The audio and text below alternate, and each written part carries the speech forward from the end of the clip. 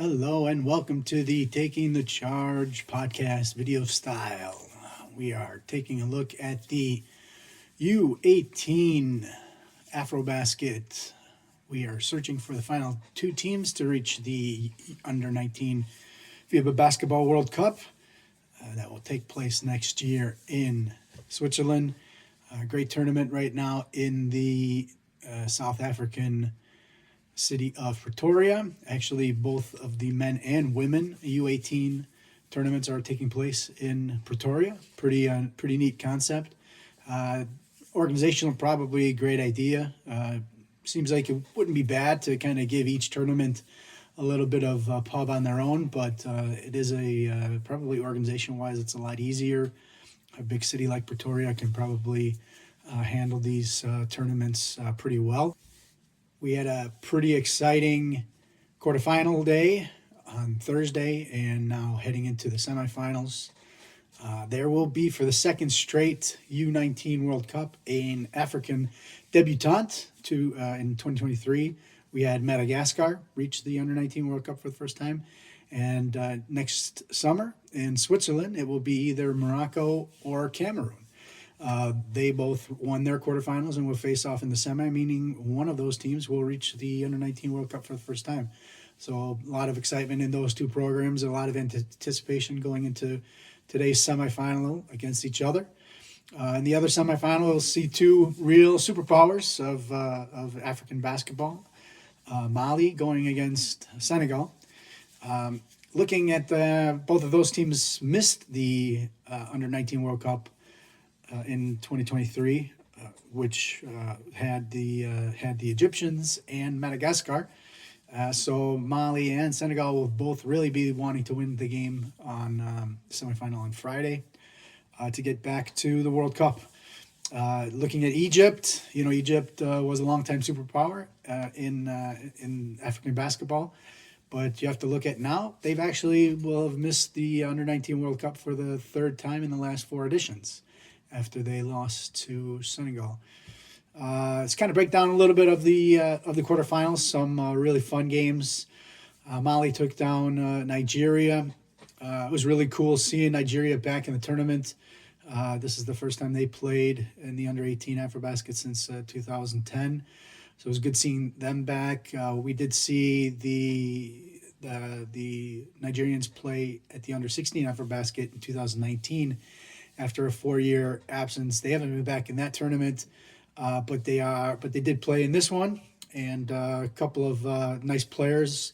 Ezekiel really played well as their leading guy, sort of a wing that can do a lot of different things, play with the ball, and also defensively, and probably a guy most people might be excited about in the Nigerian camp is the Mount Zion center, Favor Ibe, who's really already gotten some big offers. Texas, Michigan, Maryland, Florida State, Georgia Tech, Louisville. So some pretty high hopes there for Favor Ibe, center.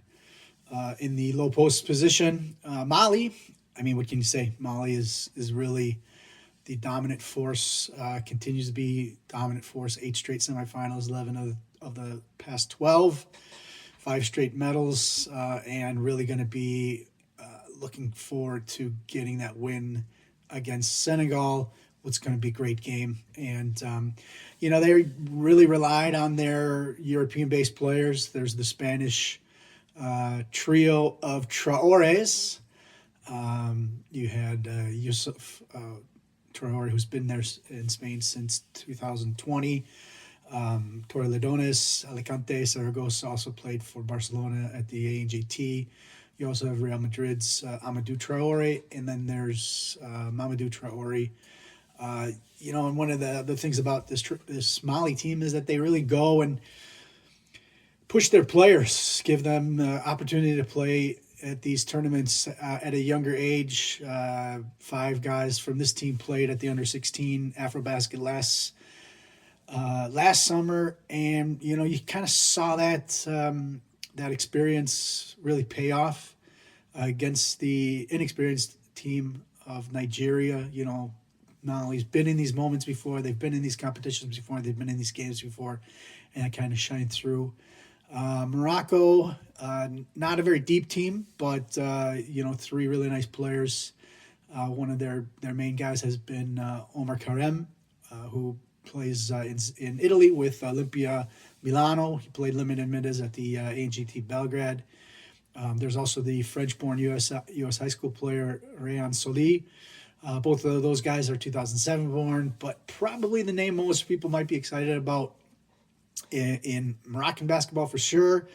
But I have to say in African basketball is point guard Noah El Baze, 2008 born, averaging 7 points, 8 rebounds, 4.5 assists, nearly 3 steals. I gotta love the fact that he goes by Smile Elbez on Instagram. French and Moroccan descent, played in the French League under 15 in 2022-2023, and is going to be playing this year with Ferris basketball. So can imagine that he will probably get into the AJT this season if Paris basketball gets a nomination, which I imagine they will. So Noah El-Bazi, really exciting length at the point guard position, can do a lot of different things. So that's pretty looking forward to seeing what he can do. Obviously, there's the semifinal against Cameroon, but then also the what he does next season. And they knocked off Angola, Morocco did, in the quarterfinals. And, you look at Angola and, I think that, this is a country that really hasn't been able to do very much at the youth level in quite some time now. Going back in the last 8 U18 AfroBaskets, just one podium, that was gold back in 2016. But really Angola doesn't really have a lot of top level talents on this team. And, they're going to be fighting, need to bring up their young players in a different way, because this is not working at the AfroBasket level. Next quarterfinal, Cameroon knocked off Rwanda. Cameroon, just play a lot of defense. Not very solid offensively in the Rwanda game. 31% shooting, 17% on threes, just 49% on 3-pointers. Those are the tournament numbers for them. Just 7.5 assists, but they do average 25 offensive rebounds. Their main guy is the 7-footer Amadou Saina, who's playing with Varese in Italy. Have to imagine he will be in the ANGT this season. If not for Varese, if they get a spot, then I'm sure one of the next generation select teams will include him. Cameroon, not really loads to say, just play rock hard defense. Kind of disappointed that the Rwanda didn't win the game, actually, to be honest. Kind of like the way they're kind of going about things. They're definitely interesting to watch. Probably one of the next African teams to really watch over the next few years. They had 5 players play at the AfroBasket, U16 AfroBasket last summer. And the Federation has really, really been active in going for U.S.-based players with Rwandan ancestry. Sean Williams was really one of the main guys from this team. This is a way that they can really make a push with a couple of Americans. Going on to the next one, Senegal knocking off Egypt. We mentioned Egypt, really just not being able to produce the sort of the top level guys that they need to win at levels like this. There are a couple of decent players, exciting players on the team, but just didn't have enough to knock off a team like Senegal. Just watching the quarterfinal game, Sheik Pate, versatile guy off the bench, long forward, wing, can do a lot of great stuff defensively, really fun. Kode Mbang, nice athleticism in the post. He's been garnering a lot of attention so far. We see a new Sambe, another post player.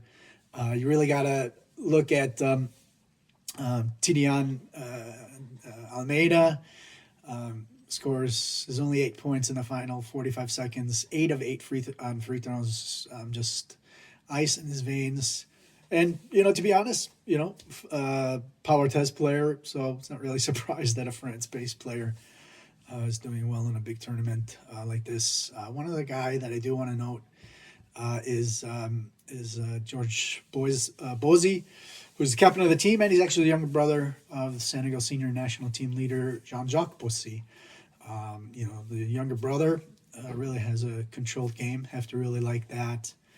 And he's going to have a really big game against Mali. So that's kind of a rundown of the U18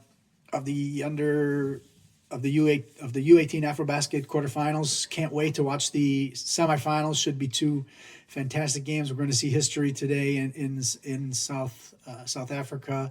Either Morocco or Cameroon will follow in the footsteps of Madagascar and reach the U19 World Cup for the first time.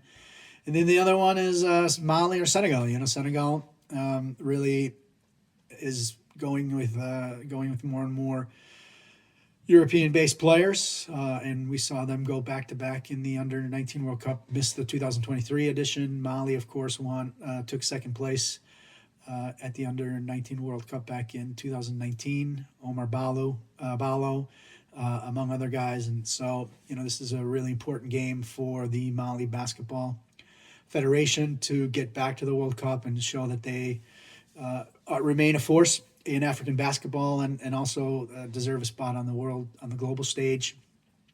So that's a rundown of the U18 AfroBasket. Of course, the games are live on FIBA's YouTube channel. Go check them out. Actually, some pretty nice commentators. Was impressed with those guys doing the quarterfinals. Can't imagine that they don't do the semifinals. And so go check it out. This has been the Taking in Charge video podcast looking at the quarterfinals of the FIBA U18 AfroBasket.